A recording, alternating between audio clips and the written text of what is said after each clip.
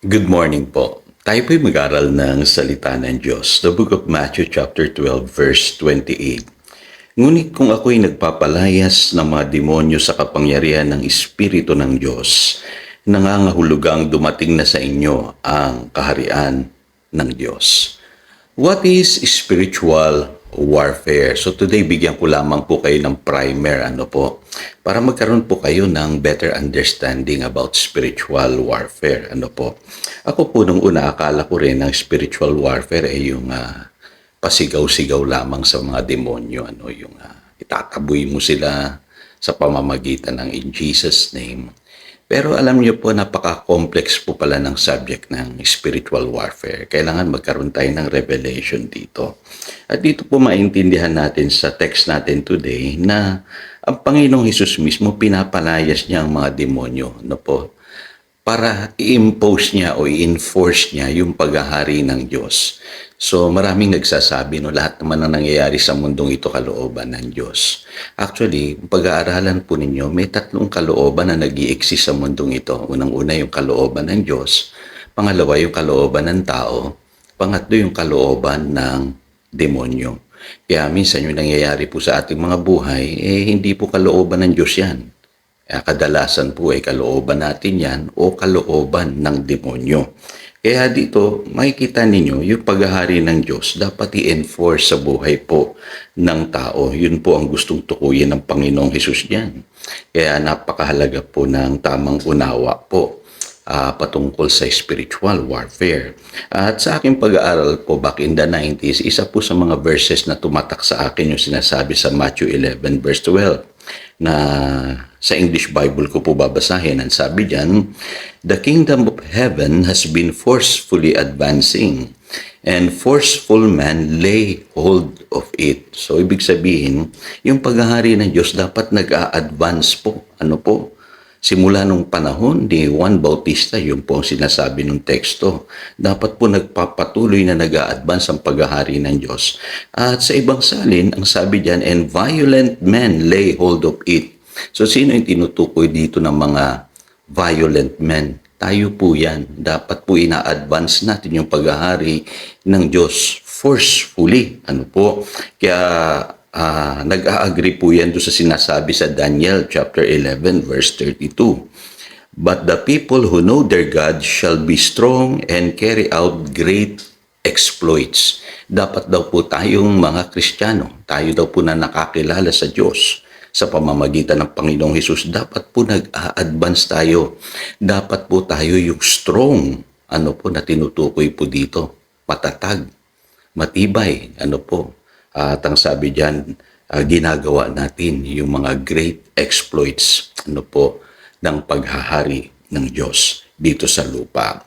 Ngayon, maintindihan nyo na bakit yan ang sinasabi ni St. Paul, sa Ephesians chapter 6, doon sa verse 12, "Our struggle is not against flesh and blood." Ang totoong kalaban natin, mga spirito, mga kapatid. Mga authorities, mga powers, mga rulers, spiritual forces of darkness. Hindi natin nakikita, At ang mga bagay na minsan nangyayari kadalasan sa ating buhay, bunga yan ng mga kagagawan ng mga masasamang espiritu na nagdipana sa mundong ito. Yung iba kasi sabihin nila, pastor, normal lang naman yung magkakasakit ang isang tao. Majority of sickness na meron sa mundong ito, demonic in nature, kaya minsan nagtataka tayo, bakit kaya hindi nawawalan ng sakit sa pamilya? Laging merong may sakit, laging may problema sa pera, laging may pag-aaway-away, conflict sa mag-asawa, sa anak, nagtataka tayo bakit may mga tinatawag na mga kabataang nagre-rebelde. Hindi natin alam, kung paano sila na-impluwensyahan yung sobrang immoralidad na nananatili sa buhay ng isang tao. Yung mga bisyo, yung mga bandages na hindi ka kawala. Alam nyo po, kadalasan po yan, spiritual in nature. Yun yung sinasabi po ni St. Paul. Kaya kung hindi mo alam yan, iisipin mo lahat na nangyayari sa buhay mo, kalooban ng Diyos. Hindi po. kalooban na ng dyablo. Nakakasingit na siya sa buhay mo sa pamamagitan nitong mga bagay na ito na binabanggit ko kanina na nagpapahirap sa buhay ng tao. Kaya nakakalungkot, may mga simbahan, hindi nila tinuturo yan. Ang lagi lang nila sasabihin, ang lahat ng nangyayari sa iyong buhay ay kalooban ng Diyos. Hindi po. Naparito si Satanas upang manira, magwasak at pumatay. Kaya mag-iingat po tayo sa ating napapakinggan.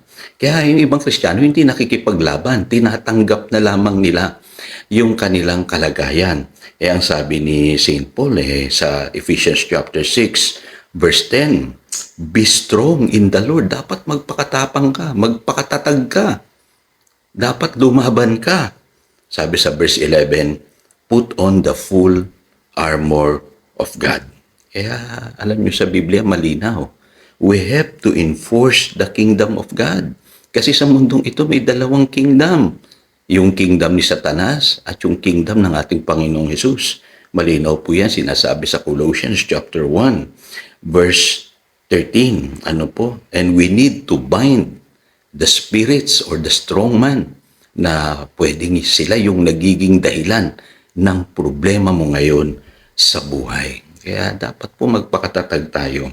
Mapapansin nyo, yung mga weak na Christians, hindi nila alam ito Kaya casualty sila. Kumbaga, biktima sila nung digmaang nagaganap sa spiritual. Ano po? Hindi sila marunong makipaglaban. Bumagsak sila, in-entertain nila yung mga problema sa buhay, hindi na sila makaalis-alis doon.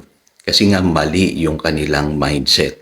Wala silang revelation ng spiritual warfare. Dapat po tayo po spiritually violent. Yun po sinasabi ng Matthew 11:12. Ano po?